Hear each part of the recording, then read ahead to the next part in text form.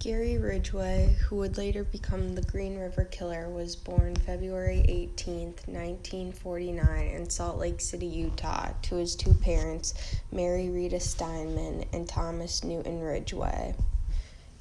Gary Ridgway would go on to become one of the most prolific serial killers in American history. He showed signs of this during his childhood. One defining characteristic of serial killers is their abuse in childhood. Gary was sexually, emotionally, and physically abused by his parents. Oftentimes, he wet the bed, and his mother would wash him off and belittle him in front of his family, touching him inappropriately. This contributed to him having sexual feelings for his mother, yet hating her at the same time. Ridgway had a very low IQ of 82.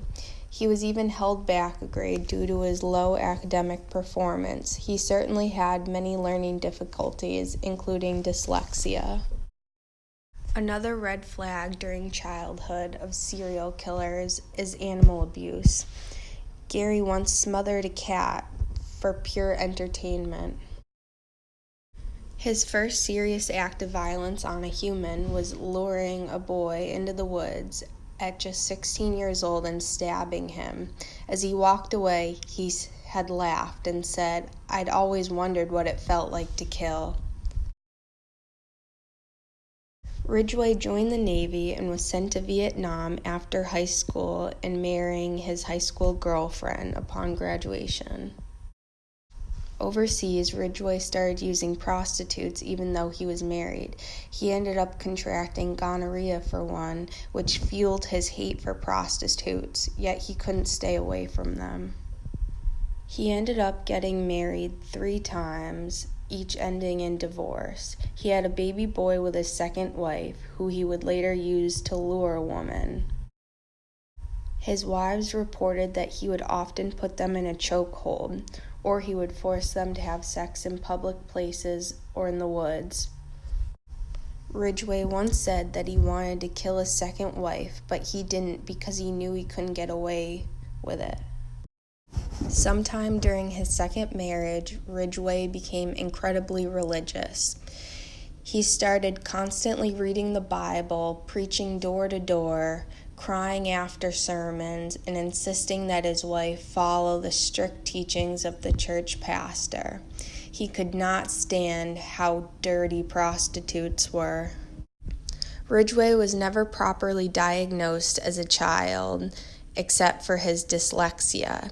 He certainly had learning disabilities, and his lack of intelligence caused him to feel like he wasn't good at anything. After finally accomplishing something, he would say, "Here I am, Gary Ridgway, the guy who everybody thought was slow since elementary school, somebody who couldn't hold a candle to Ted Bundy, but here I am, and I'm the best at something."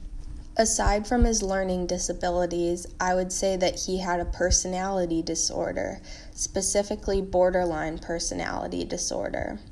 Some of the symptoms of this illness include unstable relationships, erratic emotions, damaging behavior, impulsiveness, unpredictable aggressiveness and sexual behavior, monophobia, and difficulty handling anger. Many of these Ridgway possessed. Ridgway is thought to have murdered 71 prostitutes over the span of 20 years, although the exact number is not known for sure since he says he killed so many that he lost count. Each of his victims were prostitutes because he made it his mission to kill as many sinful prostitutes as he could, and he also knew that people wouldn't be looking for them once they went missing. Each of his murders looks similar. They each started with him picking up a woman and trying to relax her. He would show them pictures of his son to get their trust or offer them a beer to calm their nerves. After having sex with them, he strangled them. Most of his killings occurred in his home or his truck. He started with using his hands to strangle the woman, then turned to using ligatures since it was, quote, less messy. He got the name the Green River Killer because of the location where he disposed of the bodies. Gruesome things had been done to the bodies, and he often returned to the clusters to engage in necrophilia. After 20 years of crime, Ridgway was finally caught. In the past, he had been arrested, but had gotten away with it. He was also a suspect for the Green River Killer, but he had passed a polygraph test, so he was not further questioned.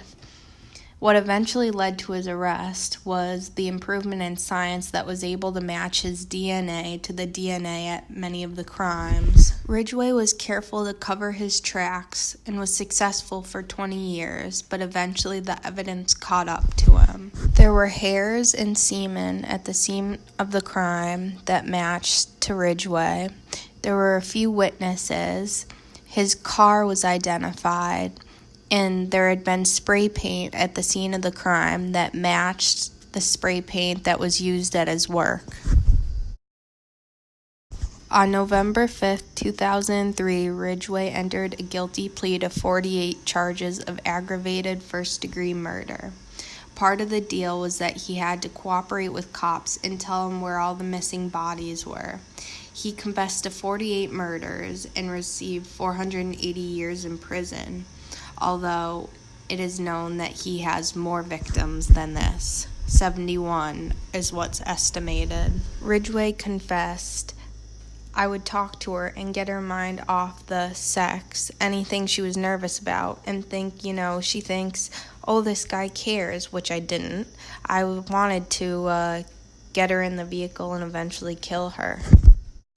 Currently, Ridgway is incarcerated at Washington State Penitentiary in Walla Walla, Washington. He did not receive the death penalty because of his plea deal. Why did he do it? His first motive was his need for a sense of accomplishment. He wanted to show people that he was good at something. He was the best at something, and it didn't matter what this was. After being teased throughout his whole childhood, people underestimated him, and he wanted to show them that he was smart enough to get away with 71 murders. One professional was quoted saying, "It was the one real accomplishment in his life. I'm sure he considers himself the Heisman Trophy winner of serial killing." The next factor that contributed to Ridgway's killings was his hate and his mission to kill as many prostitutes as he could. He thought prostitutes were garbage. He despised them, and he saw them as sinners. He thought he was doing the world a favor by getting rid of as many as he could. He said, "I wanted to kill as many women I thought were prostitutes as I possibly could." He considered it his job. His last motive was the fact that he had a sense of control when he killed. There were incidences in his childhood that he had no control over. His parental abuse, his academic difficulties. Now he could finally control something. He dictated whether somebody lived or died. He's quoted saying, "I had control of her when I killed her, and I'd have control over her where she was still in my possessions." Another indicator that he needed a sense of control was the method in which he murdered his victims, through strangulation. When you strangle someone, you are squeezing the life out of them. You are dictating life and death with the force of your hands. This gave Gary the power and control that he needed. Gary Ridgway's crime was organized. He targeted a specific group of people that was motivated by hate. He used the same tactic on each of his victims, and he methodically took the precautions to not get caught, such as hiding the bodies. He did not have any delusions or voices telling him to kill anyone, and he confessed that he knew what he was doing. He even knew right from wrong because he once stated that he felt bad about using his child to lure girls into his trap. Therefore, he was not insane. Gary Ridgway would be categorized as a power and control serial murderer. He experienced complete sexual gratification from the domination and humiliation of the victim. He could also be considered a mission serial murderer because he targeted a specific group of people and he wanted to kill as many as he could. There are many reasons for the Green River Killer's actions. Those that stand out the most are his need for a sense of accomplishment, his need for control, his mission, the hate he had, his childhood trauma, and his mental illness.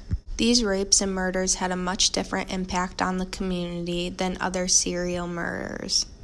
This is because the victims were prostitutes. Ridgway used this to his advantage because he knew that less people would be more likely to look for prostitutes. These cases did not get as much concern from the public as cases such as Ted Bundy's rapes and murders, where the victims were college students or teenagers that lived with their family. There is an incredible amount of stigma surrounding prostitution. A person from the community was quoted saying, "When these particular girls were being killed, it was like no one cared. You couldn't go anywhere without people talking about it at the grocery store or whatever. I heard some of the cruelest things being said, like it's her fault for being out there." People blame the victim because they were putting themselves in the dangerous situation. Overall, there was less panic to catch the Green River Killer than other serial murders due to the victims being prostitutes. Regardless of what these women did to make a living, they were still humans that were brutally raped and murdered. They had relationships with people, and those that knew them still experienced grief, and different memorials were held in order to honor the victims.